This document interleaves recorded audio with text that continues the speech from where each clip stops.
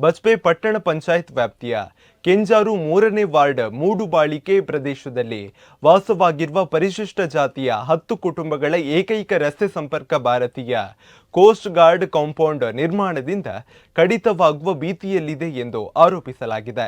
ಇದರಿಂದ ಆ ಭಾಗದಲ್ಲಿ ವಾಸಿಸುವ ಜನರ ಪರಿಸ್ಥಿತಿ ಅತಂತ್ರವಾಗಿದೆ ಎಂದು ಕರ್ನಾಟಕ ದಲಿತ ಸಂಘರ್ಷ ಸಮಿತಿಯ ಜಿಲ್ಲಾ ಸಂಘಟನಾ ಸಂಚಾಲಕ ರಘು ಕೆ ಎಕ್ಕಾರ್ ಆರೋಪಿಸಿದ್ದಾರೆ.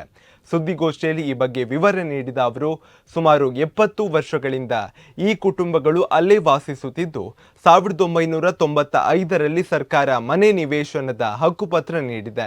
ಕುಟುಂಬಗಳ ಮನೆಗಳ ಸುತ್ತಲೂ ಖಾಸಗಿ ಜಮೀನುಗಳಿದ್ದು ಸರ್ವೆ ನಂಬರ್ 116/7ಕ್ಕೆ ಹೊಂದಿಕೊಂಡಿರುವ ಕಾಲುದಾರಿ ಮತ್ತು ಕಚ್ಚಾ ರಸ್ತೆಗೆ ದೈನಂದಿನ ಸಂಚಾರ, ವಿದ್ಯಾಭ್ಯಾಸ, ಸಾಮಗ್ರಿ ಸಾಗಣೆ ಹಾಗೂ ತುರ್ತು ಸಂದರ್ಭಗಳಲ್ಲಿ ರೋಗಿ, ಹಿರಿಯ ನಾಗರಿಕರನ್ನು ಸಾಗಿಸಲು ಇದ್ದ ಏಕೈಕ ಮಾರ್ಗವಾಗಿದೆ ಎಂದರು. ಮಳೆಗಾಲದಲ್ಲಿ ಈ ಪ್ರದೇಶ ಸಂಪೂರ್ಣ ಜಲಾವೃತವಾಗುವ ಹಿನ್ನೆಲೆಯಲ್ಲಿ ಈ ರಸ್ತೆ ಅತ್ಯಂತ ಅಗತ್ಯವಾಗಿತ್ತು ಎಂದು ತಿಳಿಸಿದರು.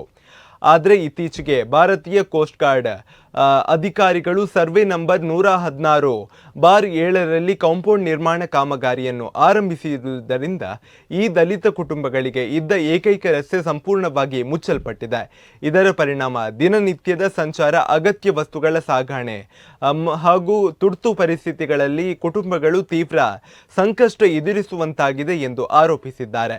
ಇನ್ನು ಈ ಸಂದರ್ಭ ಸಮಿತಿ ಸದಸ್ಯರಾದ ರುಕ್ಕಯ್ಯ ಅಮೀನ್ ಕರಂಬಾರು, ಕೃಷ್ಣಾನಂದ ಡಿ, ಲಿಂಗಪ್ಪ ಕುಂದರ್, ಯಮುನಾ ಉಪಸ್ಥಿತರಿದ್ದರು. ಮಂಗಳೂರು ತಾಲೂಕು ಬಜ್ಪೆ ಪಟ್ಟಣ ವ್ಯಾಪ್ತಿಯ ಕೆಂಜಾರು 3ನೇ ವಾರ್ಡ್ನ ಮೂಡುಬಾಳಿಕೆ ಎಂಬಲ್ಲಿ ಸುಮಾರು 10 ದಲಿತ ಕುಟುಂಬಗಳು ಸುಮಾರು 70 ವರ್ಷಗಳಿಂದ ಅಲ್ಲಿ ಹಕ್ಕುಪತ್ರವನ್ನು ಹೊಂದಿ ವಾಸಿಸ್ತಾ ಇದ್ದಾರೆ.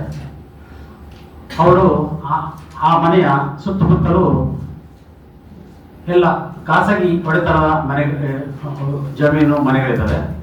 ಈ ಮನೆಗಳು ಇಲ್ಲಿ ವಾಸಿಸುವಂಥ ಎಲ್ಲ 10 ದಲಿತ ಕುಟುಂಬಗಳು ಬಡ ಕಾರ್ಮಿಕ ವರ್ಗಕ್ಕೆ ಸೇರಿದವರಾಗಿದ್ದು, ಇವರು ದಿನದ ಆಗು ಹೋಗುಗಳು, ಮನೆಗೆ ತರಬೇಕಾದ ವಸ್ತುಗಳು, ಇಂಥ ವಸ್ತುಗಳೆಲ್ಲ ಪಕ್ಕದ ಜಮೀನು 116/7ಗೆ ತಾಗಿಕೊಂಡಿರುವಂಥ ಒಂದು ಕಚ್ಚಾ ರಸ್ತೆಯಲ್ಲಿ ವ್ಯವಹಾರಗಳು ಮಾಡ್ತಾ ಇದ್ರು.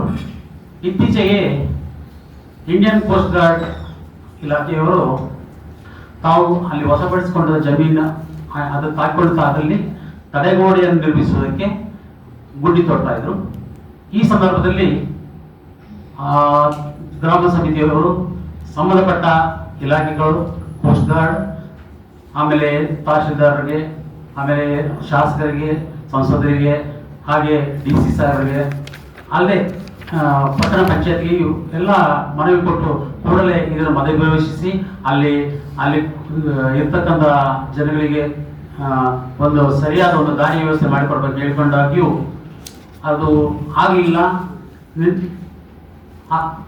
ಆದ್ದರಿಂದ ನಾವು ಅಲ್ಲಿ ಏನು ತೊಂದರೆ ಆಗಿದೆ ಅಂದರೆ, ಅಲ್ಲಿ ಅವ್ರ ದಿನನಿತ್ಯ ವ್ಯವಹಾರಕ್ಕೂ ಬೇರೆಯವರ ಜಾಗದಲ್ಲಿ ಓಡಾಡುವಂಥ ಪರಿಸ್ಥಿತಿ ಬಂದಿದೆ. ಅಲ್ಲಿ ಸಿಕ್ಕಾಪಟ್ಟೆ ಗುಂಡಿ ತೋಡಲಾಗಿದೆ. ತಕ್ಷಣವೇ ಎಲ್ಲ ಸರ್ಕಾರ ಅಧಿಕಾರಿಗಳು, ಸಂಬಂಧಪಟ್ಟ ಶಾಸಕರು, ಸಂಸದರು ಈ ಒಂದು ಏನು ತೊಂದರೆ ಆಗಿದೆ ಈ ಜಾಗದ ಜನರಿಗೆ ಆ ವಿಷಯದ ಬಗ್ಗೆ ಮಧ್ಯಪ್ರವೇಶಿಸಿ ಅದನ್ನು ಕೂಡಲೇ ಅದನ್ನು ತಾತ್ಕಾಲಿಕವಾಗಿ ತಡೆ ಹಿಡಿದು ಅಲ್ಲಿ ಏನಾಗಬೇಕು ಅದನ್ನು ಪರಿಶೀಲಿಸಿ ನ್ಯಾಯ ಒದಗಿಸಿಕೊಡ್ಬೇಕಂತ ನಾವು ಹೇಳ್ತಕ್ಕಂಥದ್ದು.